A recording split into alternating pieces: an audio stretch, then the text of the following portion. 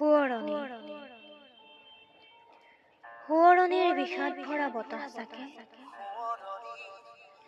বান্ধি ৰাখিব পাৰিব জানো আমাৰ বন্ধুত্বৰ শিকলিডাল?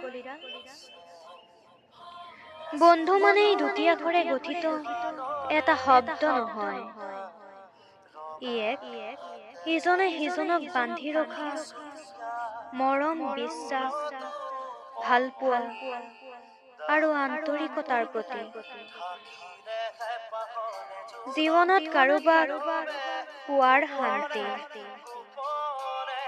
আৰু জীৱনত কাৰোবাক হেৰুৱাৰ বেদনা, দুয়ো সোঁৱৰণিহে মাথো। সময়ৰ লগত খোজ মিলাই যিমানেই আমি আগবাঢ়ি গৈ আছো, সিমানেই আমাৰ বন্ধুত্বৰ শিকলিডাল ভিন্ন ভিন্ন ৰূপত বিভক্ত হ'বলৈ ধৰিছে। পাহৰিব পাৰিবা জানো সেই মধুৰ ক্ষণবোৰ, যিবোৰ ক্ষণত আমি একেলগে সময় কটাইছিলো? নোৱাৰা, কেতিয়াও নোৱাৰা, কাৰণ সেয়াও আমাৰ সোঁৱৰণিহে মাথো।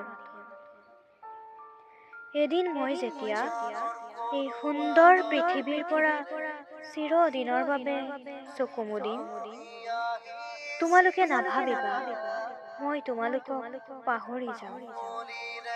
এবাৰ মাথো আকাশলৈ চাবা, মোৰ দুচকুৰে বৈ অহা চকুলো দুধাৰি ধৰাৰ বুকুলৈ বৰষুণ হৈ নামি আহিব, কেৱল তোমালোকৰ বাবে। জন্মই হৈছে জীৱনটোৰ আৰম্ভণি, মৃত্যুৱেই হৈছে জীৱনটোৰ শেষ অংশ, কিন্তু বন্ধুত্ব হৈছে জীৱনটোৰ সকলোতকৈ মধুৰ অংশ। বিষাদেৰে যদিও ভৰে হিয়া, সঁচা বন্ধুত্ব হয় যুগমীয়া।